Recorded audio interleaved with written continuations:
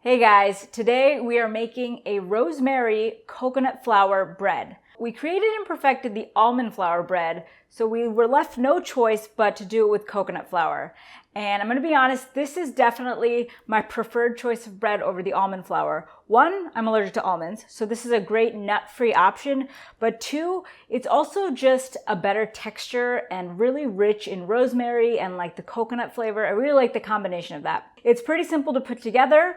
We are going to show you exactly how, and then you can make both side by side and test out which one you like better. In this bowl, we have half a cup of coconut flour. It seems like a really small amount, but remember that coconut flour is very absorbent, so you don't need a lot. We are also going to melt a stick of butter into here. And as the butter is heating in the microwave, we are going to add 6 eggs to another bowl, and we're gonna beat them. So we're gonna beat the 6 eggs with a hand mixer until you see like bubbles and it's like fluffy and there's air in it. So this looks good. That was probably about a minute to a minute and a half of just mixing the eggs with the hand mixer. You can also use the fork. If you don't have a hand mixer, it'll just take you a lot longer. The butter is fully melted, as you can see, and we are going to slowly add this to the egg mixture as we mix it.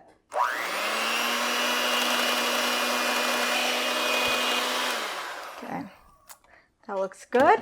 To our half cup of coconut flour, we're gonna add 1 teaspoon of baking powder, half a teaspoon of onion powder. And here we are just having fun with some seasonings of our own, but you can add as much or as little, or you can do whatever flavorings you want. So we're also gonna do a half a teaspoon of garlic and 2 full teaspoons of rosemary. You can get the fresh rosemary, but you know, we like to have the dry on hand. And we're also going to add some salt. Now we're gonna slowly add our dry mixture to our wet mixture while we are using our hand mixture to mix everything together.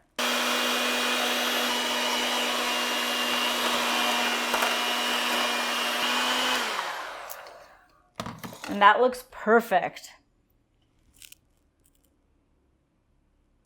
It's like ribboned with tons of rosemary. I'm so excited. So now we're gonna grease a loaf pan, and then we're just gonna pour the mixture right into it. So with this loaf pan, it doesn't rise as much. It's more of a denser bread. So if you do want more of a taller bread for like sandwiches or just to use as like a normal loaf, you might wanna use a smaller pan, or you can increase the amount of each ingredient we've used. So we like to use coconut oil spray always.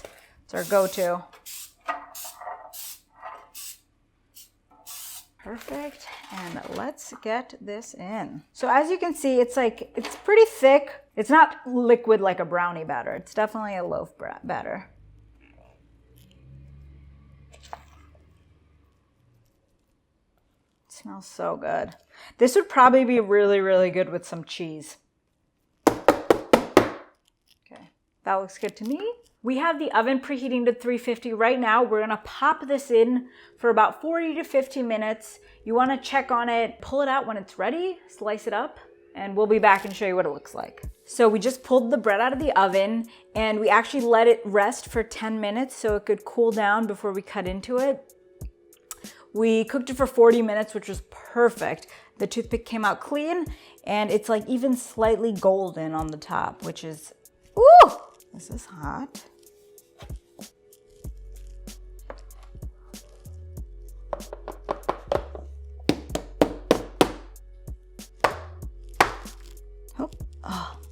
Oh no!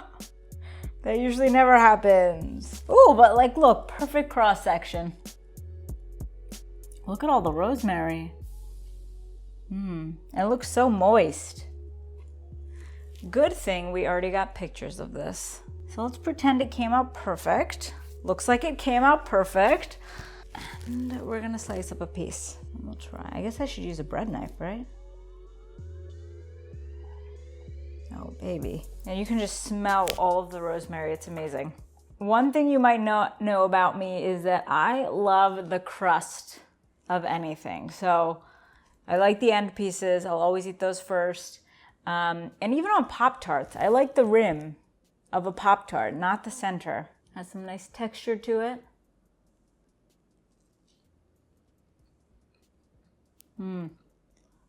The rosemary really comes through, and it's not overpowering at all. I feel like we could do a little more garlic, or maybe like some fresh garlic mixed in with like butter on the stove would be really, really good. You can slice it up really thin and toast it. I think that'll probably be the way we eat it. And I think even the next day it'll be better. It'll harden up a little more. Right now it's pretty moist, but I like my bread a little like crustier. So yeah, this is our coconut flour bread. Give it a go.